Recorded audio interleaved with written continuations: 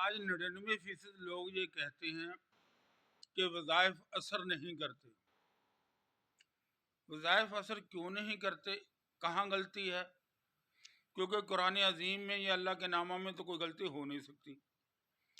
غلطی کہاں پر ہے؟ غلطی ہمارے اندر ہے، ہماری نیتوں میں ہے۔ اگر تو آپ نے اس لیے وظیفہ پڑھنا ہے کہ میرا یہ کام ہو جائے، میں اللہ سے یہ مدد مانگتا ہوں، تو پھر آپ کو اپنے دل سے یہ بات نکالنی پڑے گی کہ یہ وظیفہ گرم ہے، یہ ٹھنڈا ہے، اس کی تاثیر یوں ہے، اس کی تاثیر وہ ہے۔ تو پھر یہ چیزیں آپ کو اپنے ذہن سے نکالنی ہوں گی۔ آپ کو یہ سمجھ کر پڑھنا ہوگا یہ اللہ کا کلام ہے کہ اللہ پاک نے کہا ہے کہ قرآن مومنوں کے لیے شفا ہے۔ جب قرآن مومنوں کے لیے شفا ہے تو پھر اس میں کمی اور کوتاہی بالکل بھی نہیں۔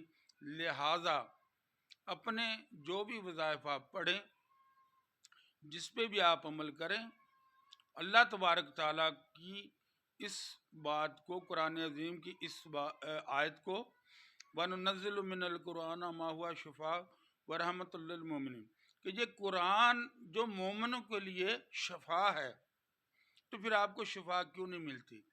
شفا اس وقت نہیں ملتی جب ہم شک کرتے ہیں پتہ نہیں یہ ٹھنڈا ہے، پتہ نہیں یہ گرم ہے۔ آپ یہ مجھے بتائیں، آپ اللہ کو پکاریں، وہ اللہ جس کو ایک بندہ ساری زندگی اپنے صنم کو پکارتا رہا، یا صنم یا صنم، ایک دن اس کے زبان سے نکل گیا یا سمد، اللہ نے کہا میں حاضر ہوں میرے بندے۔ اس اللہ کے کلام کے متعلق یہ ذہن میں شک و شبہات رکھنا، یہی ہماری ناکامی کی وجہ ہے۔ لہٰذا آپ کو وظائف اثر کریں گے، آپ صدق کے دل سے پکاریں اللہ کو اور اس کے ناموں کو، قرآن پڑھیں، تو بالکل کسی قسم کو شک نہ اپنے اندر آنے دیں کہ یہ پتہ نہیں میرے نام کے ساتھ میچ کرتا ہے یا نہیں کرتا۔ نہیں، جب آپ اللہ کے لیے پڑھیں گے ہر چیز آپ کو میچ کر جائے گی۔ ہاں، اگر آپ عامل ہیں، طویل دھاگے کا کام کرتے ہیں، پھر وہ دوسرا سکول ہے۔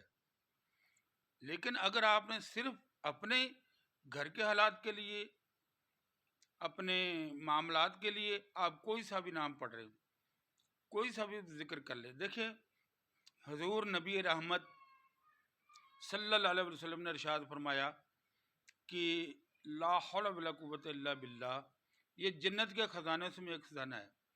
میں یہ کہتے ہیں کہ جو بندہ اس کی اول آخر درود ابراہیمی 21 مرتبہ پڑھے، 100 مرتبہ بھی نہیں کہہ رہے، 21 مرتبہ پڑھے، اور 500 مرتبہ اس کا ورد روزانہ رکھے، اس کی پریشانی رہتی ہی نہیں، وہ سب پریشانیوں سے نکل جاتا ہے۔